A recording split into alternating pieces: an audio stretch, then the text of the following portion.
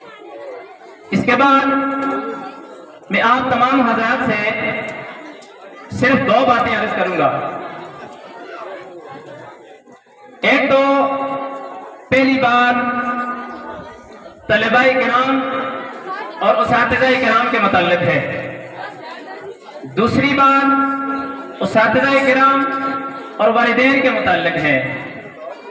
جیسا کہ میں نے ابھی قرآن کریم کی ایک آیت تلاوت کی ہے، اس میں اللہ رب کریم ہماری حوصلہ افزائی فرماتے ہوئے ہمیں فرما رہے ہیں کہ ان اللہ لا یضیع اجر المحسنین، کہ اے میرے بندو میں وہ رب ہوں کہ جو اپنے بندے کی محنت کو ضائع نہیں کرتا، کسی نیکوکار کی نیکی کو ضائع نہیں کرتا۔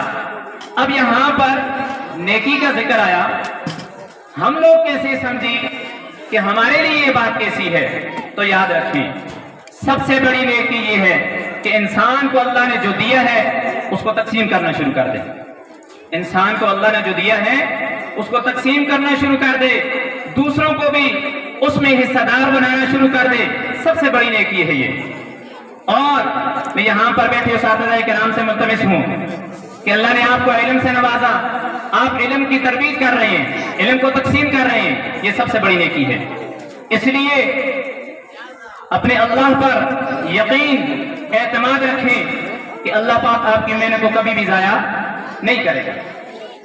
اور اسی طرح طلباء کرام آپ کے لیے بھی یہی ہے کہ اللہ پاک آپ کو بھی پیغام دے رہے ہیں کہ اے میرے بندو یاد رکھو، میں کسی کسان کی محنت کو بھی ضائع نہیں کرتا، میں کسی دکاندار کی محنت کو ضائع نہیں کرتا، میں وہ آپ کے سامنے چائنا والے کام کر رہے ہیں، دیکھیں ان کی محنت کو بھی اللہ پاک ضائع نہیں کرتا۔ تو آیا میں اپنے پیارے محبوب کی امت کے ان پیارے پیارے چھوٹے چھوٹے بچوں کی محنت کو ضائع کروں گا؟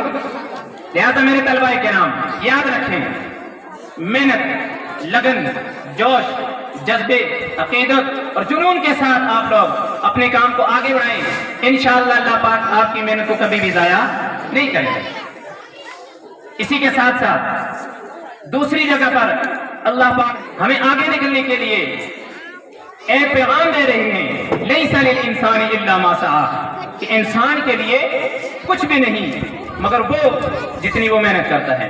اب آپ لوگوں کے سامنے بچوں نے پرفارم کیا، اس کے بعد بچوں کا رزلٹ بھی آپ لوگوں کے سامنے آئے گا۔ تو جس کی جتنی دوڑ لگائی، جتنی محنت کی، اتنا اس نے پا لیا۔ اس کے ساتھ ساتھ میں آپ کو ایک مشورہ دوں، طلباء کرام کو ہمارے اسکول سے تعلق رکھتے ہیں یا باہر کے طلباء ہیں، یاد رکھیں اپنی محنت کو پورا کرتے ہوئے بھی آخر میں اللہ عز و جل سے یہ التجا ضرور کیا کریں کہ اے ہمارے خالق اور مالک، اے ہمارے رب، ہم کمزور، ہماری محنت اور ہے، ہمیں نہ دیکھنا، ہماری محنت کے مطابق ہمیں سزا نہ دینا، تو اپنی شایان نشان ہمیں بدلا دینا۔ تو جب اللہ پاک اپنی شایان نشان ہمیں بدلا دے گا تو پھر کیا ہی مزے ہیں۔ اگلی بات یہ بات تھی اساتذہ کرام کے متعلق اور بچوں کے متعلق۔ اگلی بات اساتذہ کرام اور بچوں کے والدین کے متعلق، حدیث پاک میں آ گیا کلکم راع وکلکم مسئول عن رعیتہ۔ نبی کریم صلی اللہ علیہ وسلم نے قربان جائے کہ ہمیں ہر رشتے کا حکم بتا دیا، حقوق بتا دیے، ذمہ داریاں بتا دی۔ تو یہاں پر بھی بتایا کہ یاد رکھو تم میں سے ہر ایک نگہبان ہے۔ اے میری امت کے لوگوں، تم میں سے ہر ایک بندہ نگران ہے کہ تم میں سے ہر ایک سے اس کی رعیت کے بارے میں پوچھا جائے گا۔ اب ملک کا حکمران ہے تو اس کی رعایا کے بارے میں اس سے پوچھے۔ اب اگر کسی ڈپارٹمنٹ کا بڑا ہے تو اس ڈپارٹمنٹ کے بقیہ لوگوں کے بارے میں اس سے پوچھیں۔ گھر کا ذمہ دار فرد ہے، بڑا ہے، اس سے اس کی فیملی کے جتنے بھی ممبران ہیں ان کے بارے میں پوچھیں۔ اگر کسی ادارے کے اندر پڑھانے والا ٹیچر ہے تو اس ٹیچر سے اس کے سارے بچوں کے بارے میں پوچھو۔ تو لہذا ہم اتنی محنت کریں، اتنی یقین کے ساتھ اللہ پاک کو حاضر اور ناظر جانتے ہوئے یہ نہ دیکھیں کہ بچوں کے والدین دیکھ رہے ہیں یا نہیں دیکھ رہے ہیں، بچے اس چیز کو محسوس کر رہے ہیں یا نہیں کر رہے؟ نہیں۔ لہذا ہم یہ دیکھیں کہ وہ ہمیں دیکھ رہا ہے، وہ ہمیں دیکھ رہا ہے جس کے سامنے ہم جوابدہ ہوں گے۔ لہذا ہم اپنے آپ کو اس قابل بنائیں کہ کل کو جب اس کے سامنے جائیں تو اپنے آپ کو پیش کر سکیں۔ تو اس لیے نبی کریم صلی اللہ علیہ وسلم نے اپنی حدیث مبارک کے اندر ہمیں سمجھا دیا کلکم راع وکلکم مسئول عن رعیتہ، کہ تم میں سے ہر ایک سے اس کی رعیت کے بارے میں پوچھو گے۔ تو لہذا والدین متوجہ ہوں جی۔ ایک حدیث کے اندر آتا ہے کہ تم میں سے کسی کا بھی اگر کوئی بچہ پیدا ہو کر مر جائے تو اس بچے کا بھی آپ لوگوں پر یہ حق ہے کہ اس کا نام ضرور رکھیں، اس کا نام ضرور رکھیں۔ کیوں؟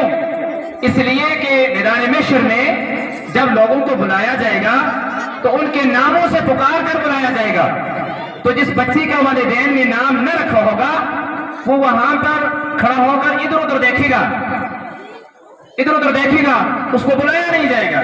وہ کہے گا کیا مسئلہ ہو گیا؟ مرنے کے بعد میرے والدین بھی مر گئے تھے، جب وہ مجھے بھول گئے تھے، انہوں نے میرا نام کیوں نہیں رکھا؟ تو لہٰذا حدیث پاک کے اندر آتا ہے کہ جب 1 گھنٹے کا بچہ ہو کر بھی مر جائے تو اس کا نام والدین پر حق ہے رکھنا، اس کا نام رکھنا والدین پر حق ہے۔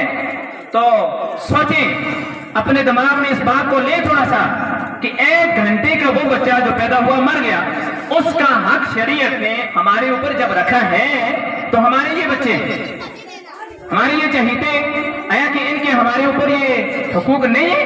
نہیں، ان کے بہت زیادہ حقوق ہیں ہمارے اوپر۔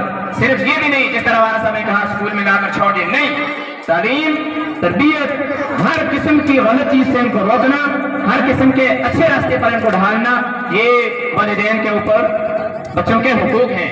اللہ پاک سے دعا ہے کہ اللہ پاک ہم سب کو اپنے حقوق ادا کرنے کی توفیق نصیب فرمائے۔